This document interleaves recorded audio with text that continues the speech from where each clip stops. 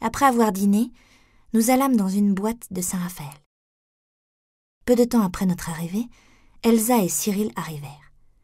Elsa s'arrêta sur le seuil de la porte, parla très fort à la dame du vestiaire et, suivie du pauvre Cyril, s'engagea dans la salle. Je pensais qu'elle se conduisait plus comme une grue que comme une amoureuse, mais elle était assez belle pour se le permettre. « Qui est ce Godelureau ?» demanda Charles Webb. « Il est bien jeune. »« C'est l'amour, » susurra sa femme. « L'amour lui réussit. »« Pensez-vous » dit mon père avec violence. « C'est une toquade, oui. » Je regardais Anne. Elle considérait Elsa avec calme, détachement, comme elle regardait les mannequins qui présentaient ses collections ou les femmes très jeunes. Sans aucune acrimonie. Je l'admirais un instant passionnément pour cette absence de mesquinerie, de jalousie.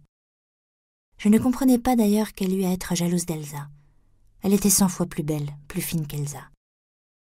Comme j'étais ivre, je le lui dis. Elle me regardait curieusement. « Que je suis plus belle qu'Elsa, vous trouvez ? Sans aucun doute. C'est toujours agréable. Mais vous buvez trop, une fois de plus. Donnez-moi votre verre. Vous n'êtes pas trop triste de voir votre Cyril là-bas ?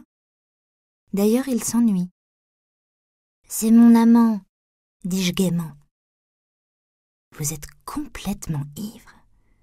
Il est l'heure de rentrer, heureusement. » Nous quittâmes les Webb avec soulagement. J'appelai Madame Webb « chère Madame », avec componction. Mon père prit le volant, ma tête bascula sur l'épaule d'Anne. Je pensais que je la préférais aux Webb et à tous ces gens que nous voyions d'habitude. Qu'elle était mieux, plus digne, plus intelligente. Mon père parlait peu. Sans doute revoyait-il l'arrivée d'Elsa. « Elle dort ?» demanda-t-il à Anne. « Comme une petite fille. Elle s'est relativement bien tenue, sauf l'allusion au maquereau, qui était un peu directe. » Mon père se mit à rire. Il y eut un silence. Puis, j'entendis à nouveau la voix de mon père.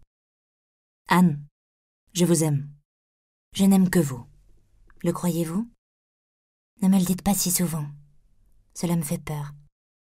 Donnez-moi la main. » Je faillis me redresser et protester. Non, pas en conduisant sur une corniche. Mais j'étais un peu ivre, le parfum d'Anne, le vent de la mer dans mes cheveux. La petite écorchure que m'avait faite Cyril sur l'épaule pendant que nous nous aimions.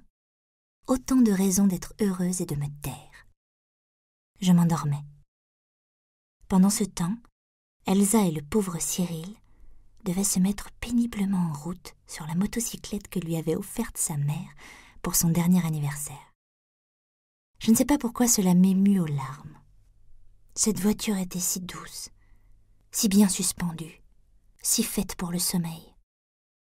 Le sommeil, Madame Webb ne devait pas le trouver en ce moment. Sans doute, à son âge, je paierais aussi des jeunes gens pour m'aimer, parce que l'amour est la chose la plus douce et la plus vivante, la plus raisonnable, et que le prix importe peu. Ce qui importait, c'était de ne pas devenir aigrie et jalouse, comme elle l'était d'Elsa et d'Anne. Je me mis à rire tout bas. L'épaule d'Anne se creusa un peu plus. « Dormez », dit-elle avec autorité. Je m'endormis.